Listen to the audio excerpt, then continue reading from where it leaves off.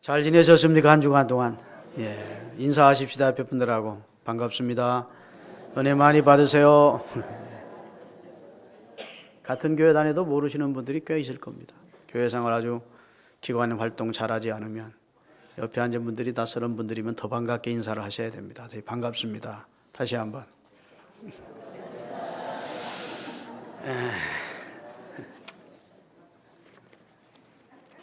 오늘 본문을 좀 설명을 드릴게요. 예수님이 그 제자들에게 이렇게 말씀하신 적이 있습니다. 너희가 다 죽기 전에, 너희가 살아생전에 내가 아버지의 영광 중에 재림하는 모습을 볼 자가 있을 것이다. 그랬어요. 예수님의 12제자가 살아있는 동안, 다 죽지 않고 살아있는 동안에 주님이 영광 중에 재림하는 모습을 볼 자가 있을 것이다. 그래서 예수님이 곧 재림하실 줄로 여겼는데, 예수님의 제자들이 다 죽었습니까? 안 죽었습니까? 시대가 흘러 다 죽었습니다. 예수님 재림하셨습니까? 안 하셨습니까? 안 하셨습니다. 그러면 예수님 말씀이 틀린 거 아니냐? 오늘 본문 바로 직전에 예수님이 하신 말씀이에요. 너희 중에 인자가 아버지의 영광으로 이 땅에 다시 재림하는 그 모습을 볼 자가 있다. 그랬거든요. 근데 그 모습을 엿새 후에 보여주십니다. 오늘 본문은 엿새 후에 예수께서 제자 12를 데리고 가신 것이 아니라 그들 가운데 세 사람, 베드로와 요한, 야고보를 데리시고 이스라엘 북쪽에 있는 헐몬산이라고 하는 높은 산이 있는데 그 산으로 올라가신 겁니다. 등산 가신 것이 아니고 세 제자에게 특별 체험을 해 주셔서 예수님께서 영광 중에 재림하시는 때의 그 모습을 보여주시기 위하여 주님이 그 헐몬산 꼭대기에서 변형이 되신 겁니다. 갑자기 그 모습이 변형이 되시더니 그 얼굴이 해같이 빛나고 그 옷이 빛같이 휘어지는 놀라운 황홀한 체험을 세 제자가 하게 된 겁니다. 그런데 이미 세상을 떠서 천국에 가 있어야 될 엘리야도 모세도 나타나서, 물론 혼으로 나타난 거겠죠. 환상 중에 나타나서 예수님과 이야기를 하는 겁니다. 그러니까 이 세자들이 너무너무 황홀한 체험을 한 것이지요.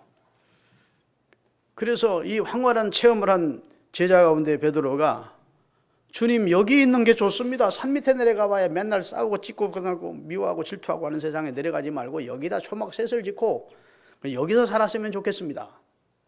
주님이 허락하시면 여기다 예수님 주님을 위해서 하나 집도 짓고 모세를 위해서도 집 하나 짓고 엘리야를 위해서도 집을 하나 짓고 여기서 살기를 원합니다. 그랬더니 갑자기 빛난 구름이 그 황홀지경에 있는 예수님과 모세와 엘리야가 있는 지역을 확 덮는 겁니다.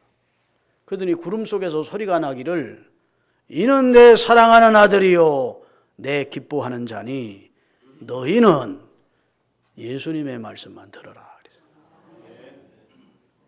그 소리가 너무도 우렁차고 두려운 음성이었기 때문에 세 제자가 엎드려져서 죽은 자같이 되었다는 겁니다. 예수님이 다가오시더니 다시 본래 모습인 우리 같은 모습으로 돌아오셔서 제자들을 툭툭 치시면서 두려워 말라, 일어나가라. 그래서 일어나 보았더니 모세와 엘리야는 온데간데 없고 예수님만 남았더라 하는 그 내용이 오늘 본문의 핵심 내용이에요. 자, 여러분, 모세가 아무리 훌륭한 하나님의 사람이지만 엘리야가 훌륭한 대선지자이지만 예수님과 동급일 수 있습니까? 어림도 없죠. 그들은 피조물이고 예수님은 성자 하나님으로 창조자시라고요. 그러니까 그분이 아무리 훌륭해도 그분들이 예수님과 동격일 수가 없다고요. 그래서 하나님께서 그들을 일깨워 주시기를 이는 내 사랑하는 아들이고 예수는 내 사랑하는 아들이고 내 기뻐하는 자니 너희는 저의 말에 귀를 기울이며 살라. 이렇게 일깨워 주셨다는 내용이에요. 믿습니까? 여러분, 우리가 이 땅 위에 사는 삶은 늘 선택의 연속의 삶입니다.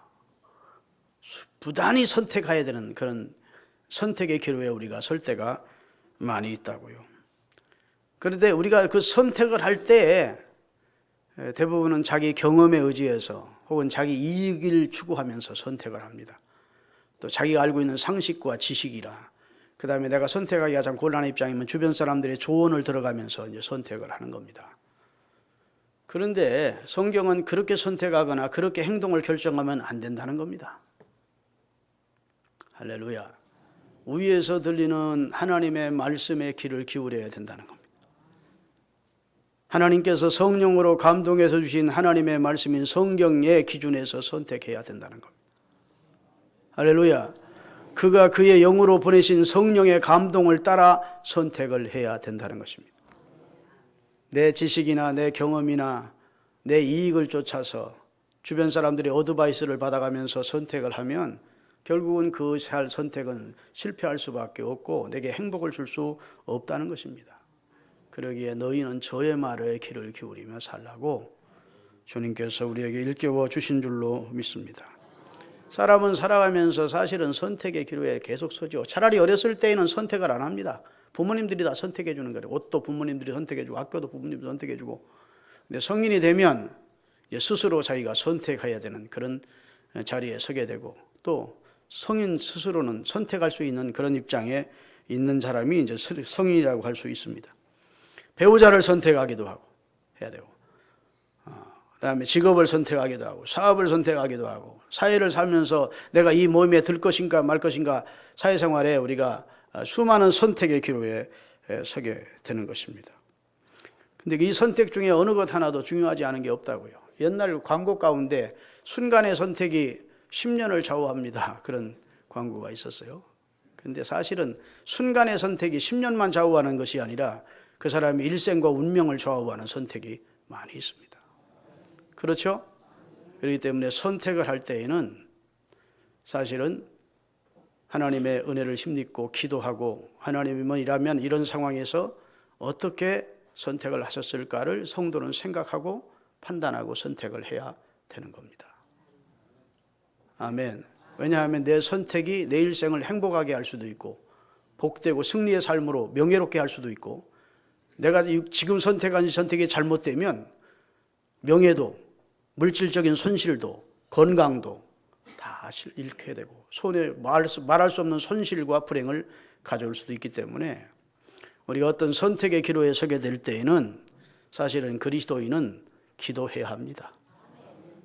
그리고 하나님의 말씀을 통해서, 하나님의 말씀이란 나침판을 통해서 판가름하고 결정을 해야 만년이 가도 천년이 가도 후회함이 없는 그 길로 우리가 선택하게 되고 복을 받게 되는 줄로 믿으시기를 주의 이름으로 축원합니다.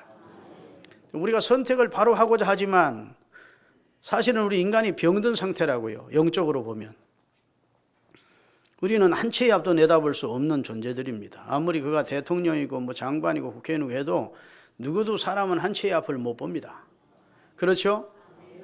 그리고 우리 타락된 존재이기 때문에 아담과 하와를 처음 지어주셨을 때 그 모습으로 우리가 있질 않다고요. 아담과 하와가 범죄하는 순간 타락해서 우리 이성은 순수 이성, 건강한 이성이 아니라고요. 병들어 있다고요. 우리 이성이. 우리 양심도 순수 양심이 아니라고요. 병든 양심이라고. 아멘. 성경은 우리 자신이 시력을 잃은 상태래요. 눈먼 자래. 라오디게아 교회를 향해서 주님께서 너희들은 이미 눈이 멀었다 하니 안약을 사서 다시 발라 보게 하라. 그럼 라오디게아 교회들만 눈이 먼 상태가 아니고 인류가 눈이 멀었다는 겁니다. 영적으로. 할렐루야. 예수님은 오직 하면 당시 바리새인들이 유대인의 종교 지도자이나 사람들에게 너희는 소경이고 소경이 소경을 인도하는 꼴이라고 지적해 주신 적이 있습니다. 그러니까 우리 눈이 멀은 상태고 우리 판단력이 잘못되어 있고, 할렐루야. 그리고 우리 생각과 사고가 이미 고장나 있어요. 고장난 차와 같습니다. 그렇기 때문에 우리 이성이 변질되어 있고 고장나 있다는 사실을 인정하시는 여러분이 되시기를 바랍니다. 찬송가 가운데도 이 병든 마음을 고치려 이제 옵니다, 이렇게 우리가 찬송을 부르잖아요. 우리 병든 마음임을 우리가 인정하고 하나님 앞에 고쳐달라고 찬송하면서 기도를 하지 않습니까? 사랑하는 여러분, 우리의 마음은 이기적인 욕심과 미움과 시기와 죄악과 음란으로 가득 차 있는 상태로 자기 자신을 무슨 삶을 결정할 때 바로 결정할 수 있는 상태가 아니라고요. 본인은 그렇게 생각합니다. 나는 바로 결정한다. 내 결정은 정확하다. 내 결정은 옳다. 이렇게 강력하게 목에 핏대를 세워가면서 주장을 하지만 하나님의 입장에서 볼 때, 영적인 관점에서 볼 때, 영원한 관점에서 볼 때에는 인간의 선택이라는 것이 정욕적이고 세속적이고 다 육신적이기 때문에 그 선택이 바로 한 선택이 아니라는 겁니다. 그렇기 때문에 나중에 다 후회하게 되는 거예요. 여러분, 사람이 바로 선택할 것 같습니까?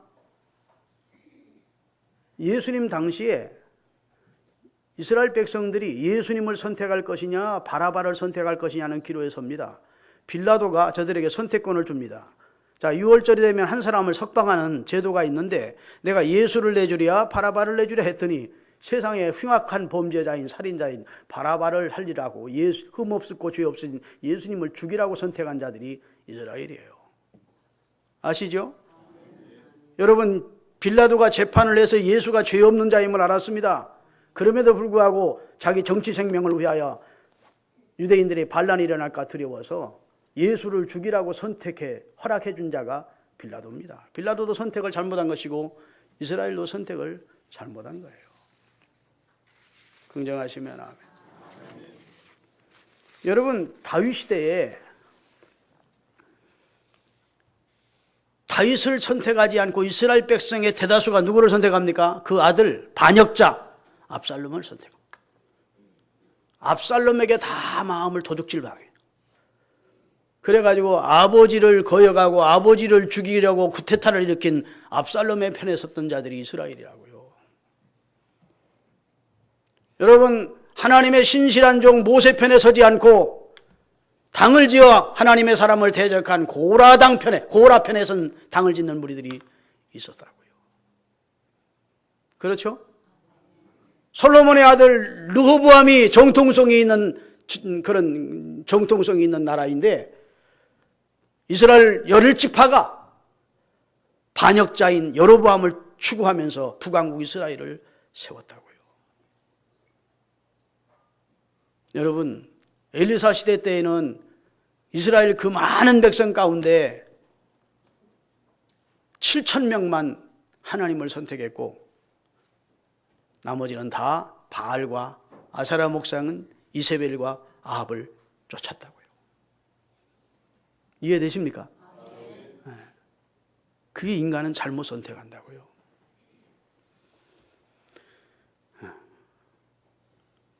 그래서 예수님이 너희 조상들이 패역한 짓을 하더니 너희도 그 길을 가는구나 하고 바리새인들을 향해서 주님이 책망한 적이 있습니다. 너희 조상이 하는 짓을 너희도 똑같이 한다. 그랬더니 그 사람들이 말하기를 우리 조상들은 어리석어서 그랬지만 우리는 그리하지 않는다. 그래요. 그랬더니 예수님이 너희 말이 옳다. 너희 조상들이 어리석고 패역했다는 것을 인정하는 건 옳다. 그렇지만 너희도 같은 짓을 저지르게 될 것이다.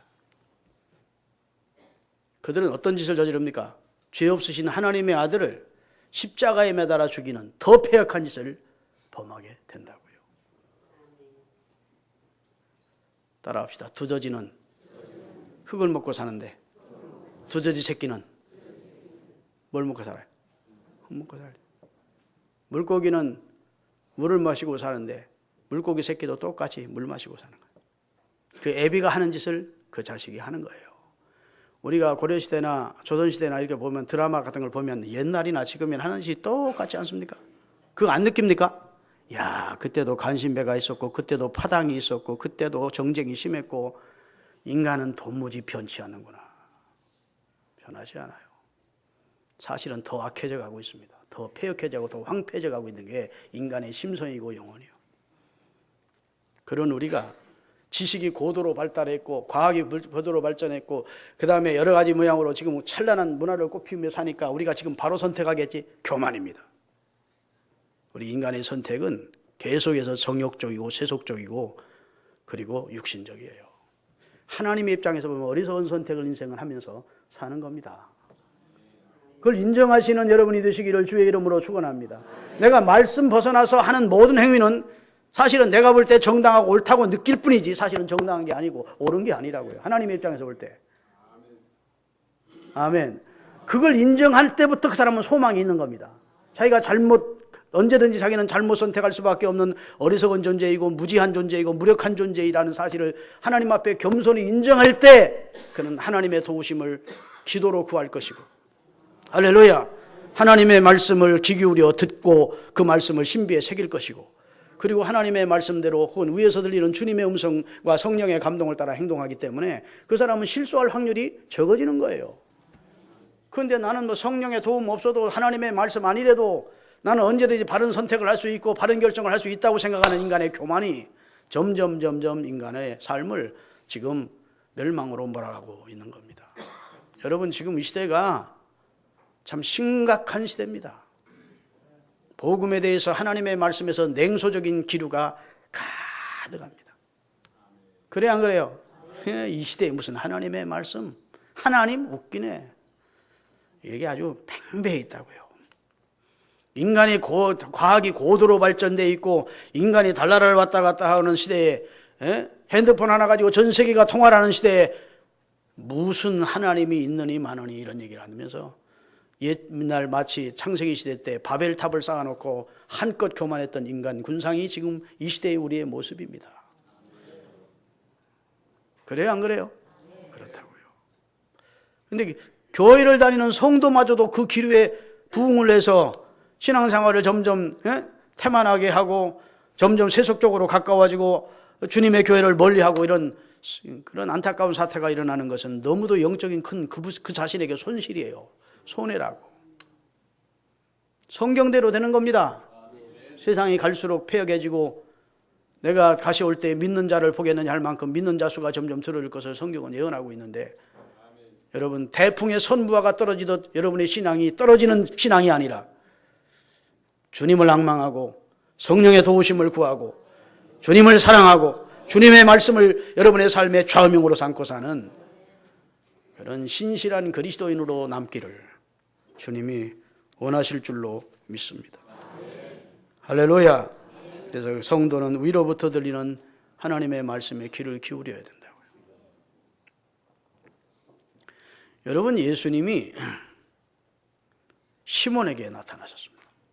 밤새도록 물고기를 잡으려고 고기를 던져 애운 것이 없이 허탈한 심령으로 그물을 거의 다 씻어놓은 시몬에게 바닷가에 나타난 말씀을 전하고 그 배를 타시고 깊은 곳으로 가서 그물을 내려 고기를 잡으라 하십니다.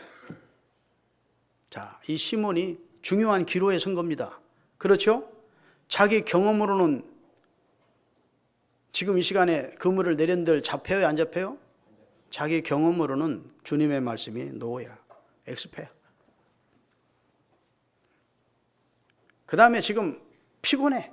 밤새도록 그물을 던져서 그물 다 씻어두었어. 지금 상황, 여건이 주님의 말씀을 순종하고 예, 그리하겠습니다 할 수 있는 상황이 아니야. 그래요, 안 그래요? 자, 목수 예수님의 말씀을 들을 것인가, 아니면 내가 평생 여기서 물고기를 잡았는데 내 경험이나 내 상식이나 지금 내 상황을 의지해서 행동할 것인가 결정할 수 있는 기로에 섰다고요. 주님은 그에게 결단을 요구하십니다. 그때 베드로가 밤새도록 그물을 던져 애운 것이 없지만 주의 말씀에 의지하여 내가 그물을 내리겠습니다.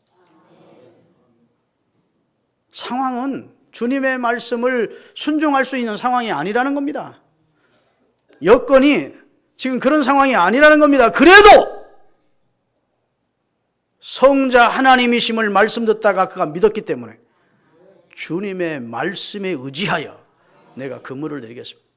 그 결과 엄청나게 많은 고기를 잡음과 동시에 그는 사람 낚는 어부가 되어 예수님의 제자 되는 축복까지 받는 겁니다. 할렐루야. 여러분, 마가복음 5장 35절 36절을 띄우겠습니다. 같이 한번 읽어보겠습니다. 아직 예수께서 말씀하실 때 회당장의 집에서 사람들이 와서 회당장에게 이르되 당신의 딸이 죽었나이다. 어찌하여 선생을 더 괴롭게 하나이까? 제 상황 설명하죠. 이스라엘은 마을마다 회당이 있습니다. 그 회당의 장을 회당장이라 그래요. 그 회당장은 창고에 회당 안에 있는 좋은 창고에다가 하나님의 두루마리 성경을 보관해 두었다가 안식일이 되면 그 두루마리 성경을 펴서 그 주일에 그 안식일에 은혜 받은 사람들이 그 두루마리 성경을 읽고 받은 은혜를 이야기하는 것이 이제 회당식 예배입니다. 근데 그 회당의 장이에요, 그분이. 그 이름이 야이로라는 사람이었는데 딸이 병들어 거의 죽어가고 있었어요. 그러니까 지금 예수님께 뛰어온 것입니다. 예수님, 내 딸이 지금 죽어가고 있습니다. 오셔서 내 딸을 살려주십시오. 그랬더니 예수님이 함께 가자. 그리고 회당장의 집으로 가시는 중이었습니다. 그런데 예수님이 가시는 길에 사건이 하나 일어나요. 12회를 혈루증으로 앓던 여인이 많은 의원에게 많은 돈만 갖다 주었지 병은 더 중해졌던 차에 예수의 소문을 듣고 예수의 뒤로 와서 예수의 옷자락만 만져도 자기 유출병이 나을 줄로 믿는 한 여인이 있었습니다. 그 여인이 사람들을 비집고 예수님이 지금 회당장 지역으로 강하여 가고 있는데 옷자락에 손을 댄 거예요. 그 순간 몸에서 흐르던 유출병이 딱 낫는 것을 본인이 느꼈습니다. 예수님께서 누가 내 옷에 손을 대었느냐 물으시고 그 여인에게 내 믿음이 너를 구원했구나 하고 그 여인과 이렇게 대화를 하는데 회당장의 집에서 사람 하나가 와서 하는 말이, 회당장님, 당신 딸이 죽었습니다. 자, 죽어가고 있었는데 죽었대. 이미 끝났대. 절망이 돼. 상황 종료됐대. 예수님을 더 번거롭게 할 필요가 없게 됐대. 끝났다는 거죠. 그때 여러분 회당장의 얼굴이 어땠을까요? 아마 너무너무 충격으로 아마 얼굴이 백지장같이 됐을 거예요. 결국은 내 딸이 죽었구나. 이제 끝났구나. 이런 상황을 주님이 이렇게 말씀하십니다. 따라하십니다. 두려워 말고 믿기만 해라. 자, 이 회당장도 기로에 선 겁니다. 내 딸은 죽었대. 죽었으면 이미 끝난 거야. 종료된 거야, 상황이. 이제는 끝이야. 절망이야. 그런데 이쪽에서 예수님은 두려워하지 말고 믿기만 해라. 나를 믿으라는 겁니다. 나는 부활이요 생명이라는 거야. 나는 죽은 자도 살릴 수 있다. 네 딸이 죽는 것이 아니라 잔다. 죽기는 죽었어요. 틀림없이 죽었는데 그걸 예수님은 자는 것으로 표현하십니다. 그리고 그 집에 들어가서 달리다굼 하시니까 딸아 일어나라, 소녀야 일어나라 하는 말씀에 그 아이가 살아 일어나는 역사가 나타난 거예요. 우리가 언제나 이 두 기로에 섭니다. 아이고 상황 종료됐다, 끝났다, 나는 절망이다. 거기에 귀를 기울이지 마시고 기도하고 하나님의 말씀을 묵상하고 주님이 주시는, 위로부터 주시는 말씀을 들어야 돼. 그러면 주님은 언제나 용기를 내가라. 상황이 끝난 게 아니란다. 내가 너와 함께한다. 나는 좋은 의복의 하나님이야. 나는 언제든 이 상황을 바꿀 수 있는 하나님이다. 그렇게 말씀해 주신다고. 근데 예수를 믿는다는 사람들이 자꾸 현 상황만 보는 겁니다. 그리고 입으로 죽었네, 끝났네, 안 되네, 불황이네, 죽겠네 이런 말을 자꾸 거침없이 내뱉는 거예요. 주님이 들으시면 참 속상한 말씀입니다. 왜 저럴까? 내가 저의 아버지인데. 아멘. 나는 전능한 하나님인데 저가 나를 믿는다면서 왜 그렇게 부정적인 말을 하고 믿음 없는 말을 할까? 그때마다 예수님이 뭐라 하셨죠? 제자들에게 너희 믿음이 어디 있느냐? 도대체 믿느냐 그 말이에요. 진짜 믿는다면 네가 진짜 믿는 것이냐 그런 말입니다. 그 다음에 믿음이 조금만 하면 주님이 이 믿음이 적은 자들아 하고 안타까워하셨다. 할렐루야. 사랑하는 여러분, 위그립이라고 하는 성경 번역 선교사 가운데 베르나 메이라고 하는 사람이 있습니다. 이 사람이 하는 일은 뭐냐? 선교사는 선교사인데 아프리카나 브라질 같은 이 밀림 지역의 부족들에게 성경을 번역해서 갖다 주는 겁니다. 그리고 그 아프리카 밀림 지역에 가고자 하는 선교사님들을 자기 비행기에다 경비행기에 태워가지고 거기까지 옮겨주는 일을 하는 겁니다. 성경도 실어주고 선교사님도 운송해주고 중요한 일이죠. 중요한 일을 하는데 그가 이런 말을 해요. 나는 비행기 조종수를 배울 때 꼭 잊지 말고 기억해야 될, 지금 마음속에 간직해야 될 말이 하나 있다. 그건 조종수를 가르치는 사람이 베르나 메이시, 앞으로 비행기를 조종하게 될 때 당신 감각을 믿어서는 안 된다. 비행기가 남쪽으로 날아가고 있다고 당신 스스로는 생각할 때는, 그런데 남쪽이 아니라 실상은 북쪽으로 날아가는 상황이다. 당신은 비행기가 내려가고 있다고 생각할 때 상황에 본인은 감각이나 느낌이 그런 상황에는, 그래서 당신이 비행기가 내려가고 있다고 생각하면 안 된다는 거예요. 당신이 믿을 수 있는 건 앞에 있는 비행기 계기판만 믿으라는 거예요. 당신의 감각을 믿지 말고 앞에 있는 계기판만 믿어야 당신 목적지까지 운송도 하고 비행 조종에 성공할 수가 있다. 수많은 악천후 속에서 감각을 의지하면 내가 지금 비행기가 추락하는 것도 느껴지기도 하고 올라가는 것처럼 느껴지기도 할 것이고 내 방향이 지금 잘못된 것처럼 느껴지기도 할 것이고, 그런 감각에 의하면 당신 비행기는 추락한다. 앞에 있는 계기판만 믿어라. 거기만 바라보라.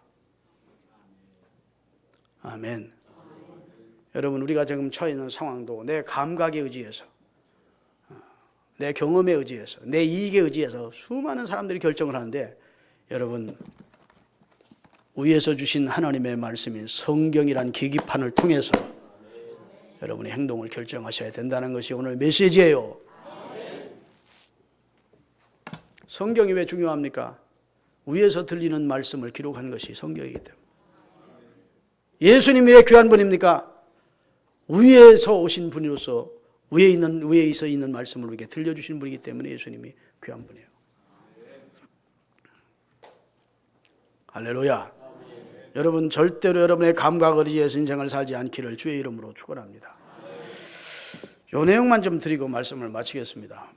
사도행전 27장을 보면 바울이 죄수가 되어 로마로 호송돼 갑니다.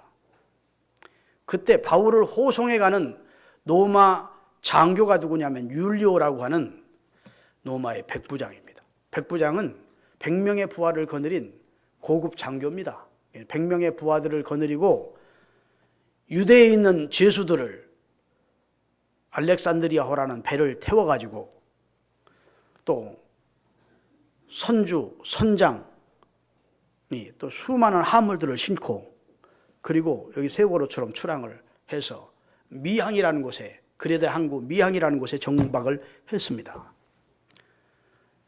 여러분, 비행기는 일일 생활권이지만 배는 몇 달 며칠씩 가야 되는 거리거든요. 그러니까 미항이라는 곳에 정박을 하게 됐는데 마침 유대인의 금식일이에요, 그때는. 그래서 금식하는 주간을 지내서 출항을 하고자 했습니다. 그랬더니 여러분, 성령의 감동을 받는, 기도하면서 성령의 감동을 받는 바울이 성령의 감동이 오기를 출항하면 안 된다는 겁니다. 눈을 뜨세요. 잘 보시고. 출항하면 안 된대. 왜? 이번 출항은 배도 깨지고 화물도 다 잃게 될 것이고 사람의 생명에도 큰 손상이 있겠다는 것입니다. 누가 가르쳐 준 거죠? 기도하는 사람 바울에게 성령님이 가르쳐 준 거예요. 그래서 율리오라는 백부장을 찾아가서, 백부장님, 과동하고 출항하는 게 좋겠습니다. 여기서 겨울나고 출항해야지, 만약 출항을 강행했다가는 화물 다 잃고 바닷속에 다 던져야 되는 상황이고 배도 깨져서 우리 생명을 장담할 수가 없게 됩니다. 그러니까 같이 있던 선장이나 선주 같은 사람들이 기분 나빠하면서, 무슨 소리냐, 이 지중해는 그런 풍랑이 없다. 선장이 뭐예요? 그게 경험에서 우러나오는, 내가 지중해를 그렇게 누비고 다녔는데 그런 풍랑, 배가 깨질 정도의 풍랑을 만난 적이 없다고 주장을 하는 겁니다. 그 다음에 선주는 하루라도 빨리 죄수아들과 그 다음에 화물을 옮겨주어야 수지 타산이 맞거든요. 가동하고 가면 그만큼 이익이 떨어지는 겁니다. 그러니까 자기 이익에 집착해서 욕심 때문에 출항하면 된다 주장한 거예요. 또 율리오라는 백부장이 생각할 때 편견이 생겼습니다. 죄수의 말을 듣는 것보다 경험 많은 선장이나 선주의 말이 맞겠지 하고 출항을 강행을 하게 된 거예요. 다 같이 읽겠습니다. 사도행전 27장 9절부터 11절까지. 여러 날이 걸려 금식하는 절기가 이미 지났으므로 항해하기가 위태한지라 바울이 그들을 권하여 말하되 여러분이여 내가 보니 이번 항해가 화물과 배만 아니라 우리 생명에도 큰 타격과 많은 손해를 끼치리라. 그러니 과동하고 출항하십시다 했는데 백부장 율리오가 누구의 말을? 선장과 선주의 말을 바울의 말보다 더 비중을 두고 거기다 그 사람 말을 믿었대요. 그 다음에 13절, 다 읽을 수 없지만 13절, 14절. 자, 출항을 했는데 어떻게 처음에는 득의 만만할 정도로 바울의 말이 틀렸어. 왜? 남풍이 순하게 불어. 그러니까 죄수가 뭘 알겠어. 죄수 말 듣고 우리가 출항 안 했더라면 큰일 날 뻔했네. 뭐 날만 좋구만. 배는 파도는 잔잔하고 그렇게 느꼈다는 겁니다. 탓을. 그 다음에 14절. 얼마 안 돼요. 섬 가운데로부터 유라굴로라고 하는 광풍이 일어나요. 우리나라 사라오 태풍보다 더 큰 광풍이 일어나요. 그래서 다 읽을 수 없고 19절부터 사흘째 되던 날에 배의 기구들을 자기들 손으로 다 바닷속에 던졌대. 그렇게 값비싼 화물들을, 왜? 배가 가벼워야지. 배가 차 있으니까 물이 안으로 들어오니까 파손되게 되니까. 그래서 자기들 손으로 다 물건을 바닷속으로 던졌대. 그 다음에 여러 날 동안 해도 별도 보지 하지 않고 큰 풍랑이 그대로 있음에 살아날 여망이 하나도 없어. 이제 살기 틀렸다 하는 절망적 상황이 됐대. 여러 사람이 오래 먹지 못하였음에 바울이 그들 가운데 서서 말하되 여러분이여 내 말을 듣고 그레데 항구로에서 떠나지 아니하였다면 이 타격과 손상을 면할 뻔했었습니다. 내 말을 당신들이 왜 안 들었어? 나는 내 말이 아니고 누구로부터 들은 거예요? 성령이 주시는 음성을 당신들에게 전한 것인데 왜 하나님의 말씀을 당신들이 거부해서 이런 상황을 만난 겁니다.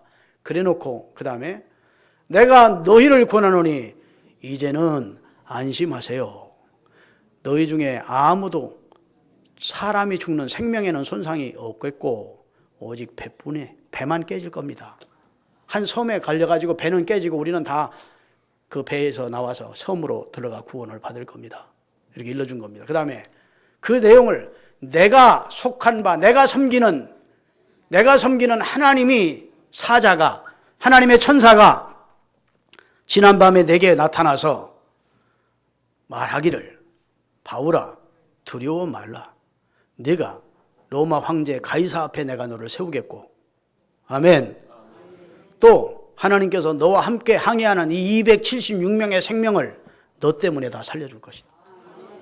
그렇게 말씀하셨습니다. 그 다음 25절 그러므로 여러분이여 안심하십시오. 나는 내게 말씀하신 그대로 되리라. 하나님을 믿습니다. 그대로 됐습니까? 안 됐습니까? 생명은 다 구원을 받아요. 배는 깨져서 화물관. 다시 설명드립니다. 백부장 율리오가 경험, 자기 이익, 편견 가지고 어떤 일을 결정했기 때문에 그런 풍랑이 오는 거예요. 여러분 하나님의 말씀만 가지고 행동을 결정해 보세요. 여러분의 삶이 순풍이 있습니다. 하나님이 주시는 축복을 경험하는 겁니다. 우리가 하나님의 말씀만으로 결정하지 못하고 하나님의 말씀대로 행동하지 않기 때문에 우리 삶에 풍랑이 일어나는 거예요. 우리 가정에 풍랑이 일어나고 그걸 명백히 인정하시는 여러분이 되시기를 주의 이름으로 축원합니다. 진짜 고지식할 정도로 하나님의 말씀 붙들고 살면 우리 앞에 하나님의 형통을 주시는 거예요. 위에서 들리는 하나님의 말씀, 하나님의 선하시고 기뻐하시고 온전하신 뜻이 무엇인지를 분별하면서 하나님의 말씀이란 계기판을 가지고 인생을 항해하면 그러면 형통할 수가 있는 겁니다. 제발 불신자들처럼 하나님의 말씀에 냉소적인 반응을 나타내지 마시고 21세기를 사는데도 우리에게 가장 중요한 내 삶의 행동을 결정하는 중요한 것이 무엇이냐? 하나님의 말씀이 되시기를 바라고 위로부터 주시는 성령의 감동과 주님의 말씀을 따라서 여러분의 삶을 결정하시는, 그래서 하나님의 주시는 순풍과 그리고 축복과 형통을 맛보시는 하나님이 주시기를 원하시는 복을 누리시는 은혜가 있기를 바랍니다. 기도하시겠습니다. 사랑하시는 주님,